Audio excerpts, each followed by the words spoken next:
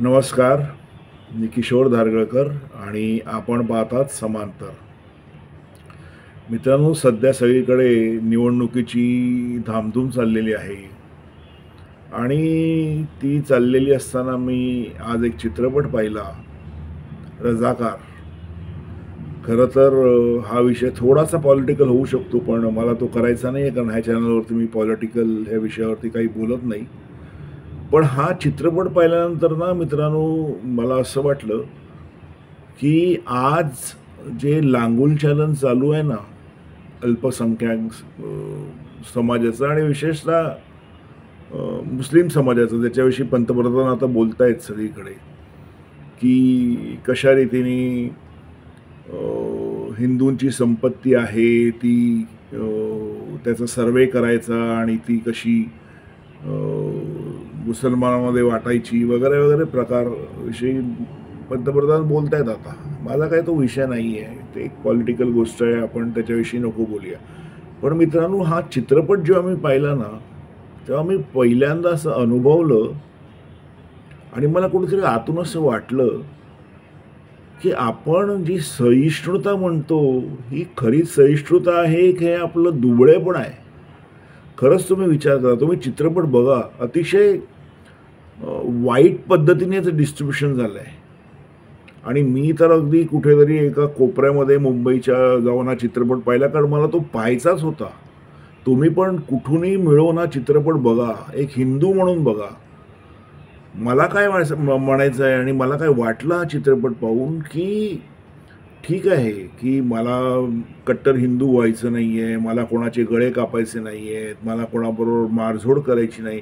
अरे पण मला माझा जो इतका सुंदर धर्म आहे, ज्याने मला इतके चांगले संस्कार दिलेले आहेत, इतका सुंदर असा जो माझा धर्म आहे, त्याच्याविषयी मी किमान अभिमान बाळगायला नको?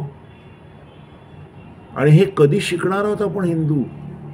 नका द्वेष करू तुम्ही कुठल्या दुसऱ्या धर्माच्या व्यक्तीचा, नका कोणाला मारू, नका कोणाचे गळे कापू, काही करू नका. अरे पण स्वतःच्या धर्माचा तुम्ही अभिमान तरी बाळगा.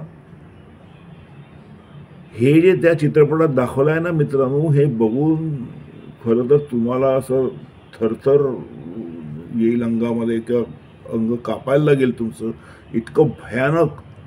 हे तर आपण चित्रपटात बघतो आहोत, आपल्याला माहिती आहे की आपण चित्रपट पाहतो आहोत, पण हे ज्यांच्याबरोबर घडलं असेल काही वर्षापूर्वी, अगदीच काही वर्षापूर्वी, म्हणजे अगदी काही त्याला 500-600 वर्ष झालेली नाही आहेत, या देशातही घडलं असेल तर हे भयानक आहे, भयानक आहे. अशा रीतीने एखाद्या समुदायाला आणि त्यातल्या विशेषतः महिलांचं जर असं शोषण होत असेल, त्यांच्यावरती असे जर अत्याचार होणार असतील आणि झाले असतील, हे भयानक आहे. चित्रपट बघितल्यानंतर ना मी आतून असा हललो. मला असं वाटलं की अरे आपण काय करतो आहोत? आपण किमान आपल्या धर्मावरती प्रेम करू नये, आपण किमान आपल्या धर्माकरता उभंही राहू नये, असे प्रयत्न आजपर्यंत झाले आहेत का?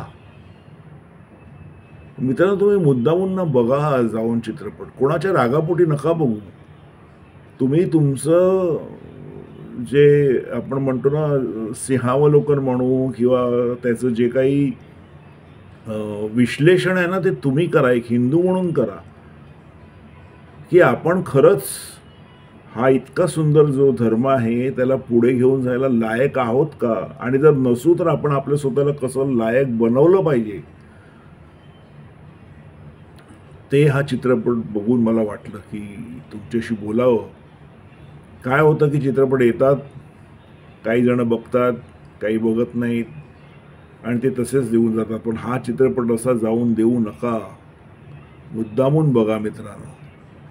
कोणाचाही द्वेष करण्याकरता नाही, कोणाच्याही रागापोटी नाही, मी परत सांगतो आहे, पण तुमचं स्वतःचं हिंदू म्हणून विश्लेषण करण्याकरता बघा की एवढा अत्याचार, अन्याय सहन करून सुद्धा हा धर्म अजूनही उभा आहे, हा सनातन धर्म अजूनही उभा आहे, पुढे जातो आहे.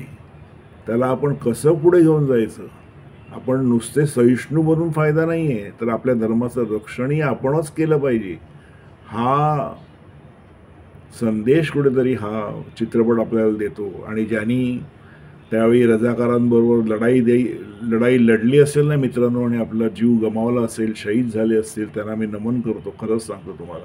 आणि सगळ्यात मोठं नमन हे सरदार वल्लभभाई पटेल यांना करीन मी, की त्यांनी त्यावेळी तो जो संपूर्ण भूभाग आहे तो हिंदुस्थानमध्ये परत घेऊन आले. ते खरंच मुद्दामून बघा मित्रांनो हा चित्रपट.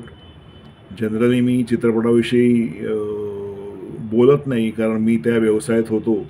अनेकदा असं होतं की चित्रपटाचं विश्लेषण करणारी माणसं 2 मिनिटामध्ये ते चित्रपटाविषयी स्वतःचं मत मांडून एकदा तो चालेल असं बघतात, नाही तर त्याला मातीत टाकतात.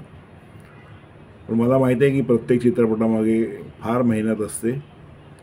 पण तुम्ही रजाकार मुद्दामून बघा म्हणून मी आज व्हिडिओ केलेला आहे. धन्यवाद.